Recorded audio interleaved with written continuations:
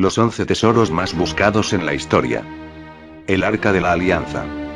Según la tradición judía y cristiana, el Arca de la Alianza era un cofre sagrado ubicado en el lugar santísimo, en hebreo, Kodesh HaKodashim, del tabernáculo, que más tarde se colocó en el templo construido por Salomón.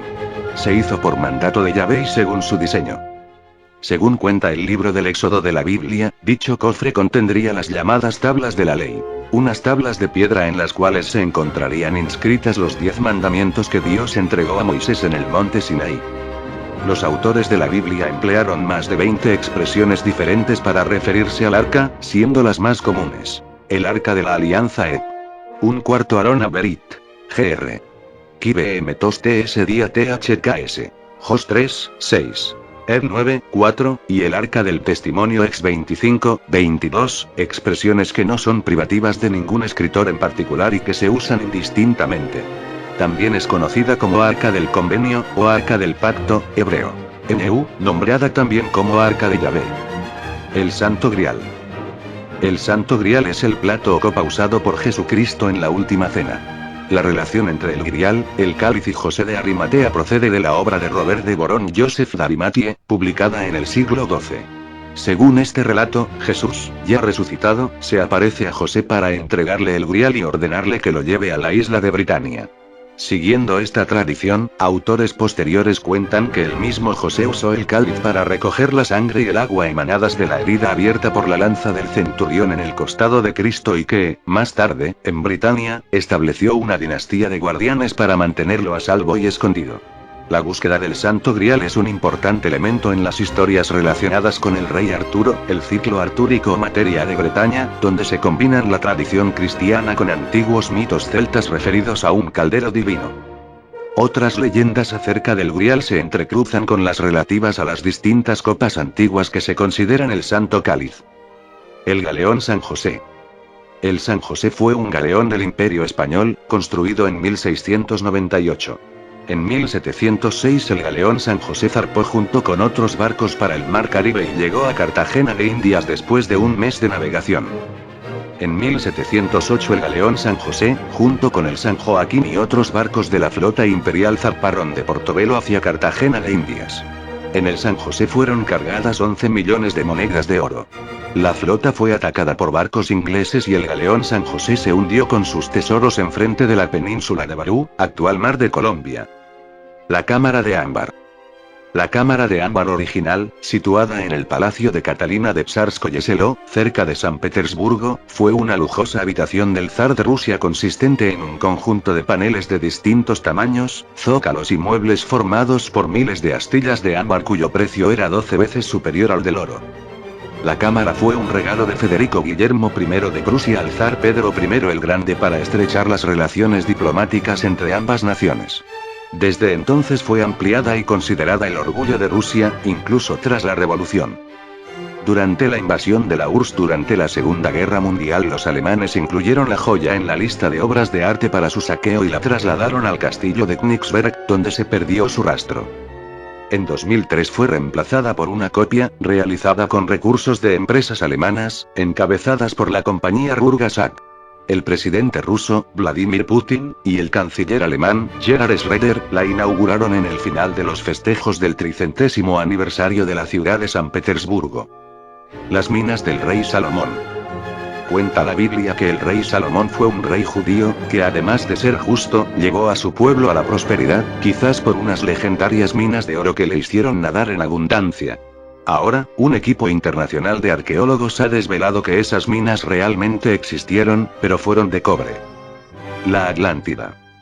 Atlántida, en griego antiguo Aioio, Atlantis en Esos, isla de Atlas es el nombre de una isla mítica, mencionada y descrita en los diálogos Timeo y Critías, textos del filósofo griego Platón.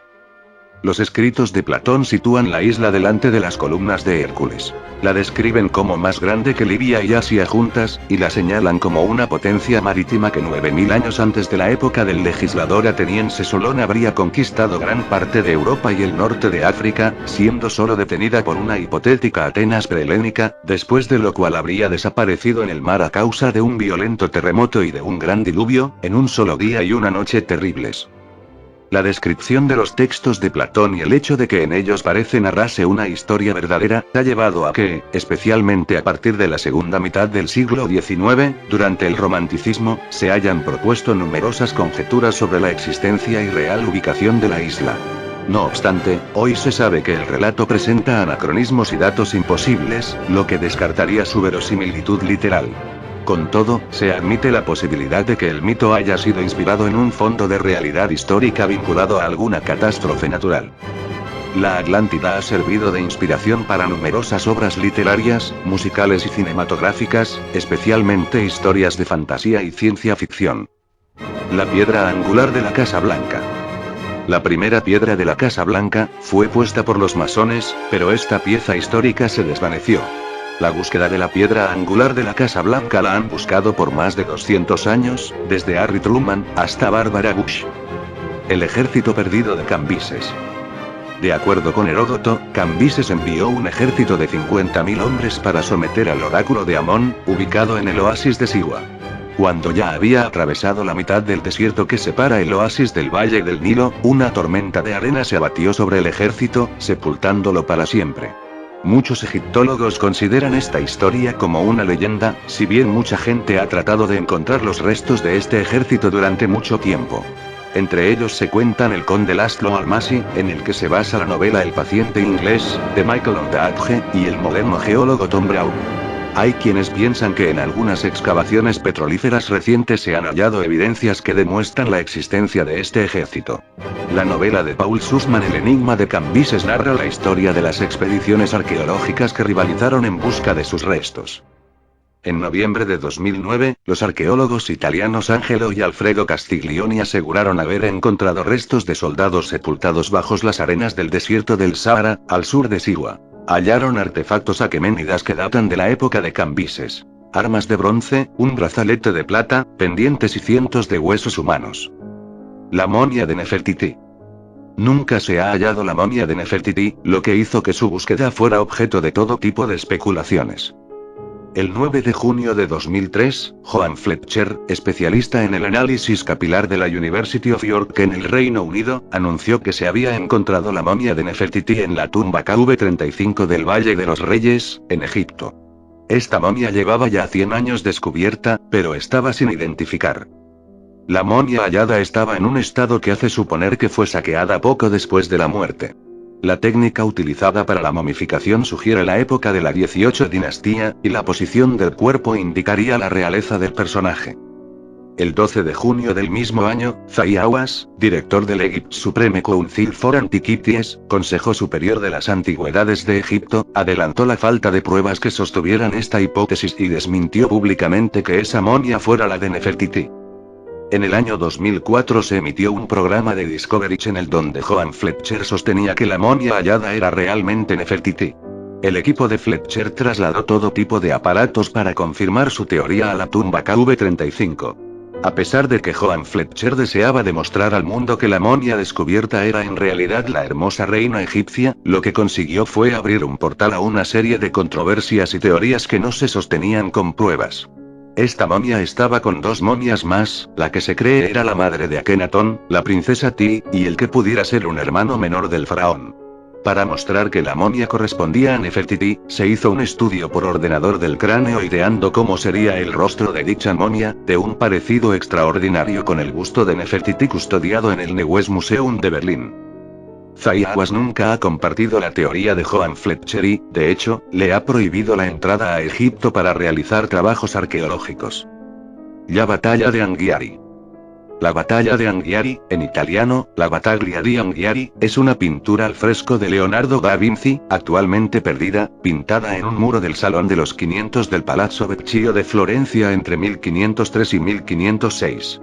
Consta que en su ejecución Leonardo contó con la ayuda de un pintor al que los documentos llaman Ferrando Spagnuolo, di Pintoré, que pudiera ser Fernando Yáñez de la Almedina o quizá Fernando Llanos.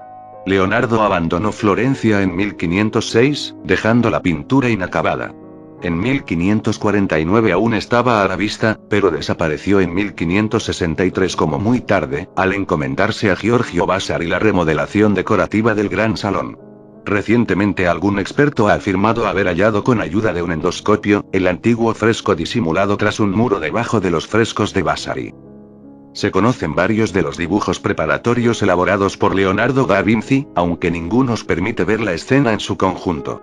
Los caballeros que ocupaban el centro de la composición, la llamada lucha por el estandarte, es la parte mejor conocida gracias a cierto número de copias antiguas en papel y un grabado de Lorenzo Zacchi el Joven, de 1558, que pudo ser utilizado en 1603 por Peter Paul Rubens para un dibujo conservado en el Museo del Louvre, la más célebre de esas réplicas del fresco perdido. El tesoro de Barbanegra. Barbanegra fue considerado el pirata más sanguinario de los 7 mares, tal vez sea el pirata más legendario de todos los tiempos. Según las leyendas, Barbanegra escondió su tesoro, que constaba de enormes lingotes de oro y miles de piezas históricas, en una isla. De allí que vienen las historias de piratas con mapas del tesoro. Dicho sea de paso, su fortuna jamás fue hallada.